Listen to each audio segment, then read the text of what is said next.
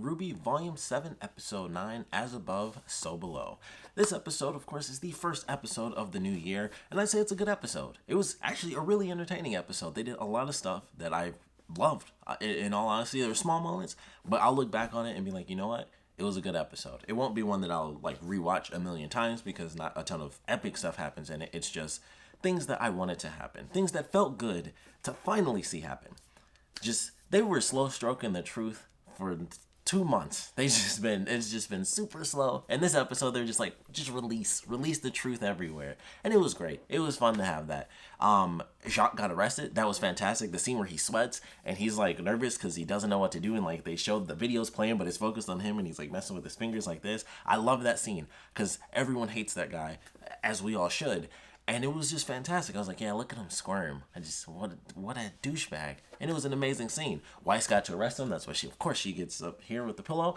So that was great. And then it was can I even do that? So it was a great funny little scene there. Loved that. Loved watching him squirm. Ironwood had 50 Deus Ex Machinas in this because he was this close to having to tell the truth 4 separate times. And it was Robin walks up to him. And also, it sounded like Robin was played by a different actress. Maybe it's just because this was the most we really got to see her speak. It seemed like she sounded like a totally different person. And it might be, but it was just when I listened to her, I was maybe it's just that I recognized the voice and I just wasn't paying attention enough before. But maybe that's it. I just recognized it finally, been oh, I know that voice actress from something else now. But I don't know. Maybe that's the case. I didn't bother checking because I don't really care that much. Because it just doesn't matter. I don't care. It would be the third time that's happened anyway, so it really doesn't mean anything. It would be weird that it happened from episode to episode. So that's probably just the fact that I suddenly recognized the voice actress. But I was she just sounded different to me. But he got saved at the last minute where she was you guys are aware of my semblance. And she was so let's settle this right here and now. And he kind of paused and was just looking. And then it's right here and now. And it was what's he going to do? And then, of course, that's when Weiss bursts in hey, you're prosecuting the wrong guy. So save number 1. Save number 2 is when everyone's well, Arthur has access. So if he finds out, her secret's safe, but if he finds out, then she finds out. And they're, being vague and they're just kind of talking. And she's hey, yeah, still here. So what's going on? And then, of course, it was just oh, okay. It was kind of just a situation when she says why are you hiding the thing? So they kind of cut from that, so we don't really know what happened there. But I would assume he still doesn't tell her everything in that specific moment. So I'm not 100% sure, but it seemed like he got saved a couple of times from having to full on tell the truth. But God, I was finally, because I mentioned it before. I was it's just annoying that they won't just tell the truth. I kind of just wanted it to be done and over with because it seemed the longer it took, the more of a dumb reaction we were going to end up having where it was they would get mad at each other or, at least Ironwood would be mad at them for not telling the truth. And I was so happy that it was actually calm. It didn't cause some dumb conflict because they had something far more important to deal with. And it was great to see that where it was Oscar was Oscar and RWBY both have the same conclusion. It was I think we should tell Ironwood. So I was finally, people were just telling the truth. Because I was, no joke, if they didn't do that, I would have hated this episode. I would have just been pissed the whole way through. They were literally you can't hide these secrets. You got to tell everybody. And if they did that, and they were yo, we still have to wait and see what happens, I would have just hated the whole episode. It wouldn't have mattered. That would have made me hate this entire episode because that would have been so stupid. For them being such insane hypocrites. They were already kind of hypocrites, but it was I at least somewhat see where you're coming from. But, and I've said in a couple of past reviews, they constantly have more and more stuff happens that kind of leans towards it's time to tell them. Weiss finding out stuff, which, didn't come out yet to the rest of the characters, but her finding out stuff, just more and more crappy things happening is we just need more and more people to know everything so that we can all formulate a plan as a team. And I was man, if they don't freaking tell him, and I figured at least they decided to choose. I was even if they don't actually do it in the episode, at least they made the decision to actually say it. But they make the decision. Oscar goes and tells them, and it was she can't be defeated. I don't know if they're going to tell the other members that she can't be defeated because Ironwood told them that information. And while that was happening, that's when Oscar was telling him the extra crappy information, she can't technically be killed. So that was an interesting little moment because they weren't all a part of that because they still don't know if they can trust them and Robin and stuff.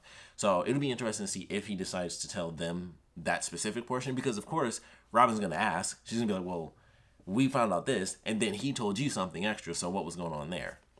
So even, she might try to get some extra info out of that, which obviously we know that we can trust it. Like, who's the heroes and who's the villains, so we know. But in the context of the series, sure, they might hold that off for a little bit. So I was happy that they did that. He learns the truth. They had a really interesting moment with Oscar. It was a subtle moment. I'll talk about subtlety for this episode, but they had a cool moment where Oscar's like, so what are you gonna do? And Ironwood pauses for a minute, and it's like, right now we just have to face what's in front of us. We have to help the people because it's chaos down there, and that's what we're at now. We'll do that, and then we'll move on to our next thing, and we'll figure it out.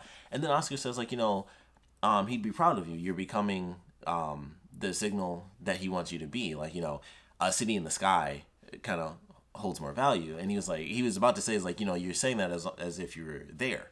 And I was like, that's interesting. That means he's getting those memories. Because for a second, I thought they were going to tease that it was actually Ozpin the whole time, or that they had like just recently switched or something. But I think it's just the simple fact that he's, even with Ozpin off in the ether or whatever is happening, where he's in this mental, self-imposed prison inside of Oscar's head, those memories are still attached. Like, that soul is still within Oscar, so he's starting to just naturally gain like old memories. And it was like, you're saying that as if you were there. So I was like, oh, that's interesting. So I don't know if that was a tease that Ozpin is going to be coming back soon, or if they're going to be doing some random thing. Because they did also do the thing where it's like, no surprises. And I was like, that feels like an easy tease to be like, yeah, me neither.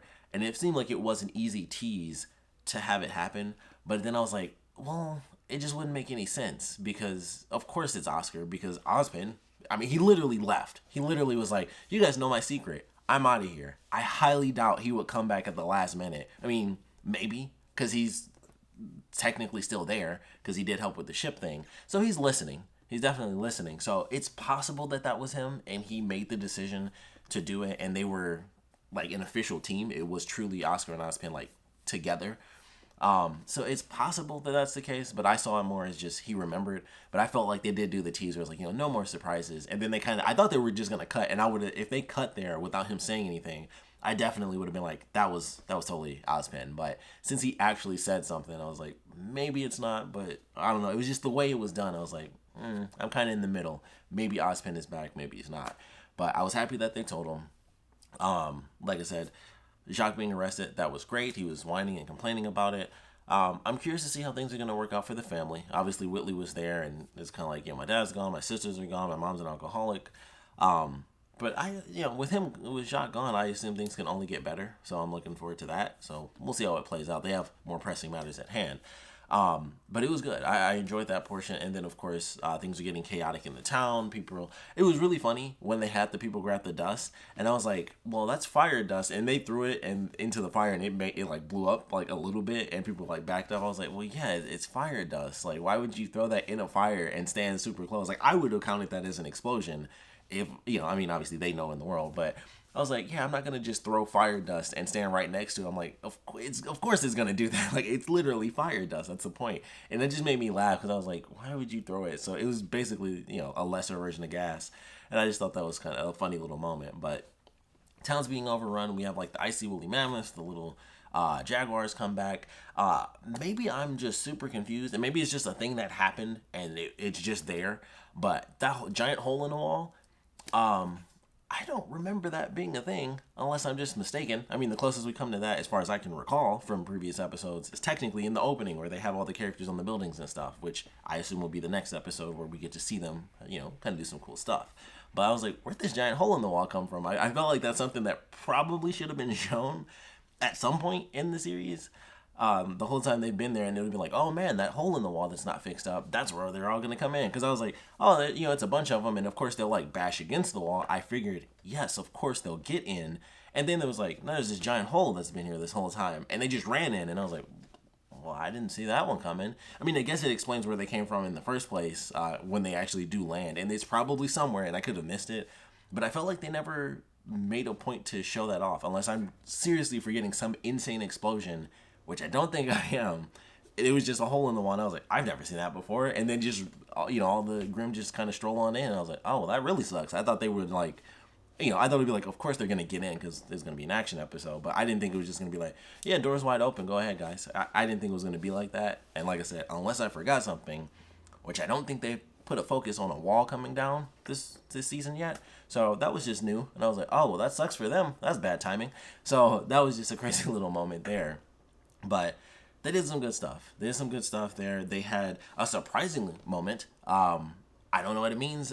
It was interesting.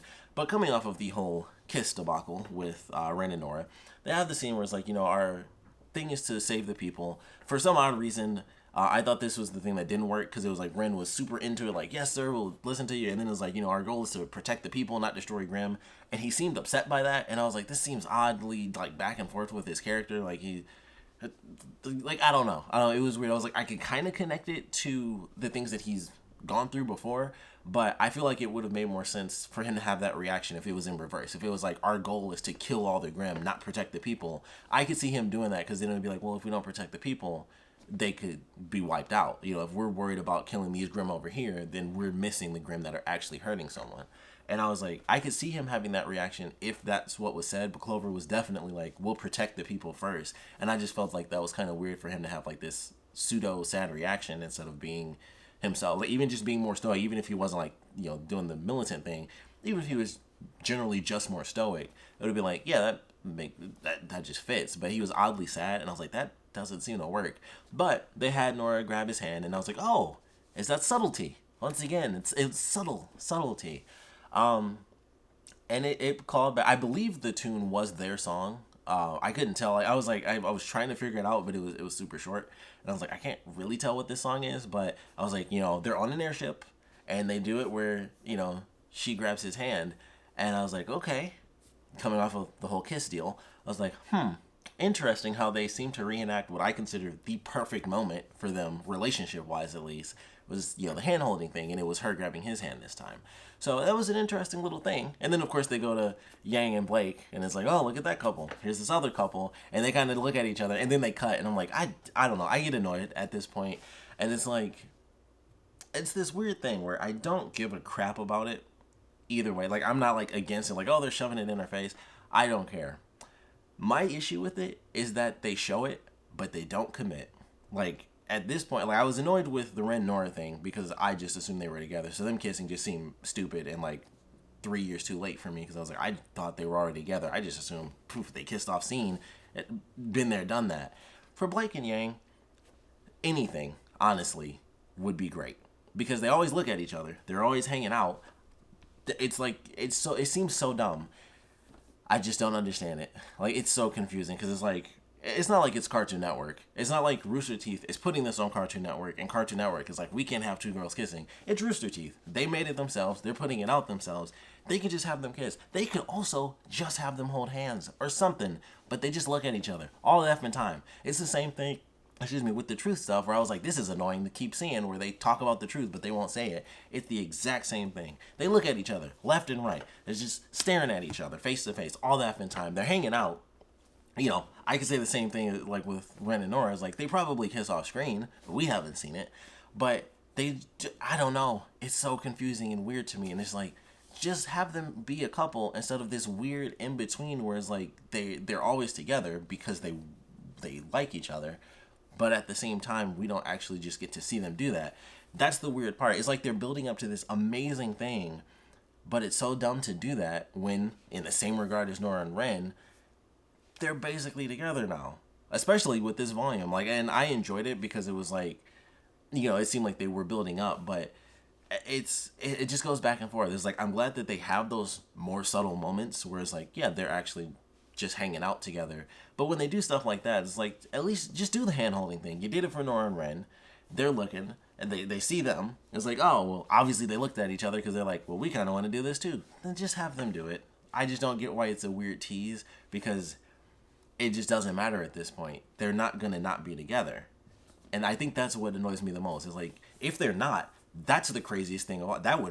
I think that would make everyone pissed, so I'm sure they won't do that. But that would just be bad writing, to do all that where they're this close, and then eventually it's just like, meh, here's Sun again, and then Sun and Blake end up together, and it's like, sure, I was rooting for that before, but that's gone. I know where we are. I just want to see it, like, I don't know, officiated or something. I mean, that would be an actual marriage, but you know what I mean. Like, just officially have them hold hands. I mean, that's so simple. Have them kiss. I would prefer that just so it'd be like, finally, it's said and done. They just effing do it, and we're good. But it's just this weird middle ground that they keep riding, and it's like, for what? Like, it's just a weird thing to keep going down the middle when they went through such crazy stuff. They killed a dude together, and I mentioned before in that, I was like, why didn't they just, they should have had them kiss then, or at least say something. They should have just said, like, they like each other, but they had, like, RWBY cut Yang off or something like that, where it was like, she basically was like, I get it. And it was like, cool. That's also a thing where it's like, you get it.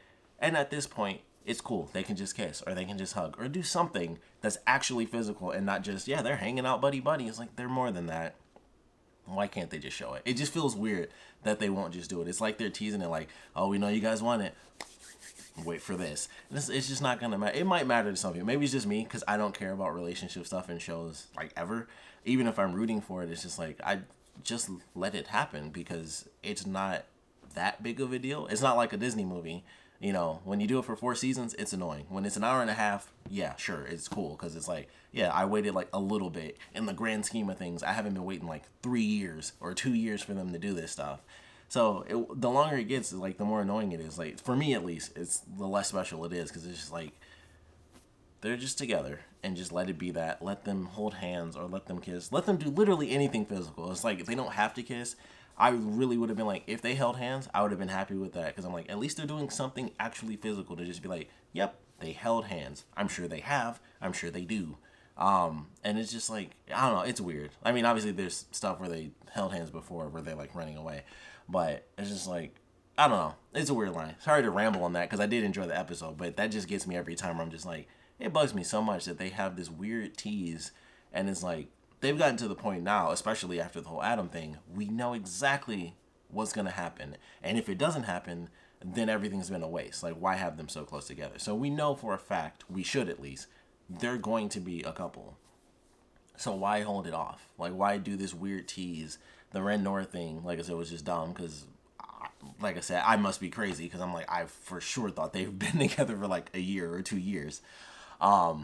But this is, I don't know, it's just down the line. But that's it. That's my ramble on that. To get back to something else I was really happy about, just so I can end this and on a high note, Cinder, I was about to combine their names and say Cindy, which is funny.